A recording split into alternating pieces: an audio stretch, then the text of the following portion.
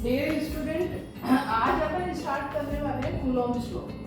तो ये आपका डेरिवेटिव पार्ट फर्स्ट चैप्टर का स्टार्ट हो चुका है। तो इसका स्टेटमेंट आप देखेंगे कि एक्चुअल में कूलॉम ने क्या कहा था। तो कूलॉम का स्टेटमेंट ये था कि यदि आपके पास में दो चार्ज बॉडी है, ये अपने पास में चार्ज बॉडी है और इस चार्ज को अपन ले रहे हैं Q1। दूसरी आपके पास में एक चार्ज बॉडी है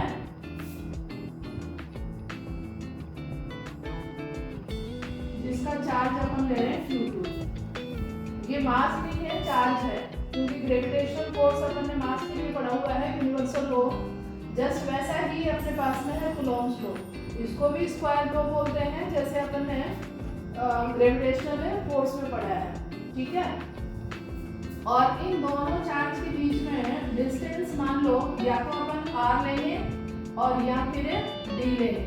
तो मैं यहाँ पे वेक्टर फॉर्म में r रिप्रेजेंट करते हैं तो r ले रही हूँ। ये है डिस्टेंस बिटवीन टू चार्ज, ठीक है। तो कूलॉम का स्टेटमेंट था कि यदि दो चार्ज बॉडी नियर बाई रखी हुई है और यदि ये r डिस्टेंस में रखी हुई है, स्टेशनरी है दोनों, तो ये दोनों एक दूसरे के ऊपर फोर्स अप्लाई करेंगे।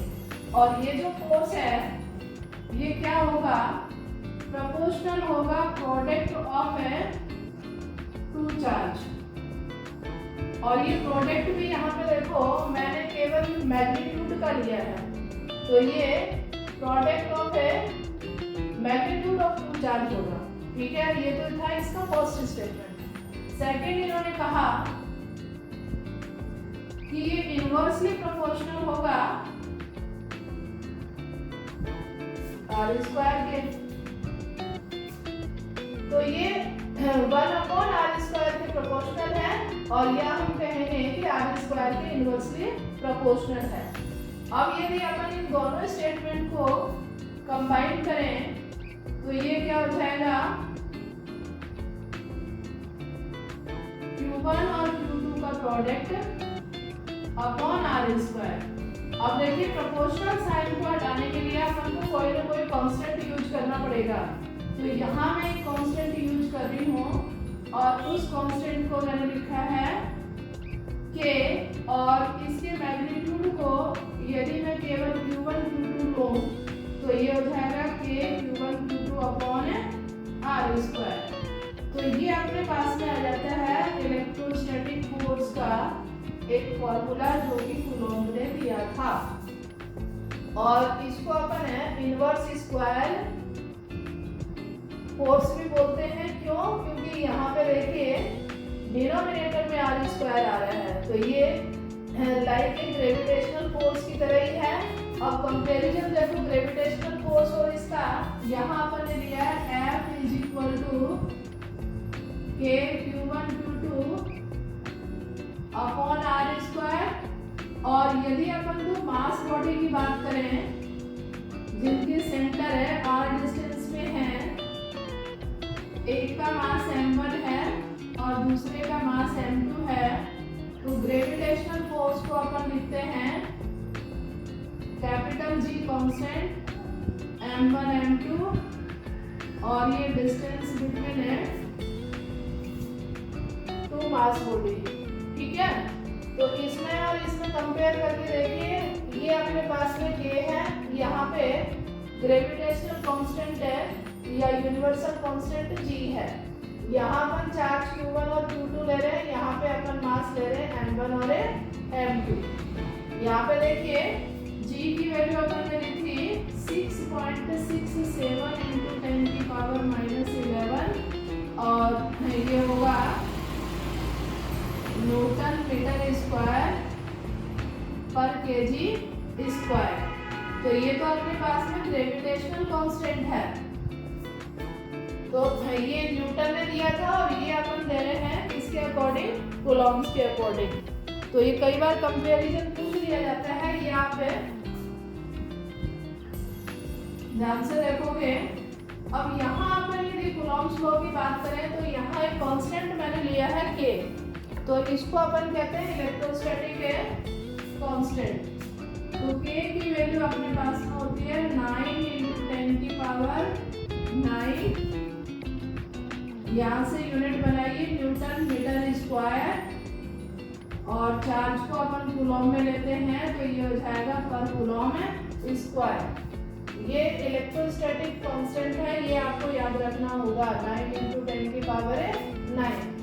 इस कांस्टेंट को अपन लिखते हैं 1/4 पाई एप्सिलॉन नॉट। ये अपने पास में है वैक्यूम में इलेक्ट्रिक परमिटिविटी, ठीक है। यदि अपन किसी इलेक्ट्रिक मीडियम को डालते हैं तो वो मीडियम कितना परमिशन दे रहा है उस इलेक्ट्रिक फील्ड को आने के लिए, उसको बोलते हैं परमिटिविटी। तो ये परमिटिविटी अपने पास में होती है 8.85 × 10 की पावर -12। और इसका यदि आप यूनिट बनाएंगे तो इस फॉर्मूले के अकॉर्डिंग बनाओगे। देखो K की वैल्यू में यदि ये पुट करूं तो मेरे पास में ये हो जाएगा Q1/Q2। ये यूनिट आपको बनानी आनी चाहिए 4 पाई एप्सिलॉन नॉट और r²। तो यदि अपन एप्सिलॉन नॉट का फॉर्मूला बनाएं तो ये हो जाएगा 4 पाई r² और f। तो देखिए इसके अकॉर्डिंग यूनिट अपनी क्या बनेगी, कूलॉम स्क्वायर और पर न्यूटन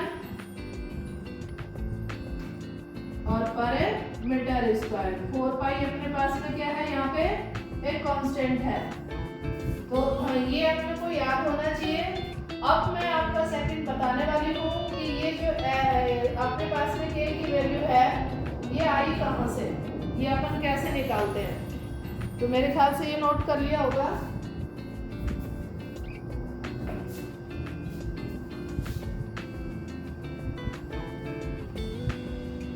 डाइलेक्ट्रिक कांस्टेंट भी बोलते हैं इसको।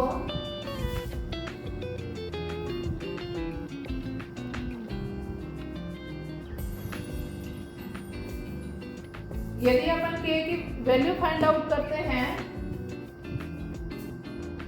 तो K = होता है force in vacuum and force in a medium. यहाँ पे देखिए दो चार्ज को अपन ने वैक्यूम में रखा हुआ है और यहाँ पे किसी अदर मीडियम में रखा हुआ है। ये अदर मीडियम आपका कोई भी हो सकता है लिक्विड। तो यदि अपन ये वैल्यू फाइंड आउट करें तो देखो मीडियम के लिए हो जाएगा 1/4 पाई एप्सिलॉन नॉट और Q1 Q2/r²। ये मैंने वैक्यूम के लिए लिखा है और मीडियम के लिए लिखेंगे अपन है ओनली एप्सिलॉन, या तो m लगाते हैं नहीं तो लगाते ही नहीं है। तो ये अपने पास में हो जाएगा r²। ये पार्ट दोनों में कैंसिल हो रहा है, 4 पाई और 4 पाई कैंसिल हो रहा है, तो K अपने पास में आ जाता है एप्सिलॉन/एप्सिलॉन नॉट। तो ये डाइलेक्ट्रिक कांस्टेंट आ गया, इसको रिलेटिव परमिटिविटी भी बोलते हैं। तो इसको अपन है एप्सिलॉन नॉट, तो इसको अपन कहते हैं रिलेटिव परमिटिविटी। तो आपने क्या किया है, किसी मीडियम की परमिटिविटी को वैक्यूम से रिलेट किया है, तो इसको या तो K लिखेंगे या एप्सिलॉन R लिखेंगे, ये अपने सिंबल यूज होंगे, ठीक है। तो यहाँ पे देखिए परमिटिविटी का सीधा सीधा सा मीनिंग है कि यदि अपन चार्ज को किसी मीडियम के अंदर रख रहे हैं तो वो कितना इलेक्ट्रिफाइड हो रहा है या किस तरह से इलेक्ट्रिक फील्ड को एक्सेप्ट कर रहा है, ठीक है। तो ये अपने पास में हो गया कूलॉम से लॉ। इसकी अपन है वेक्टर फॉर्म का स्टडी करेंगे।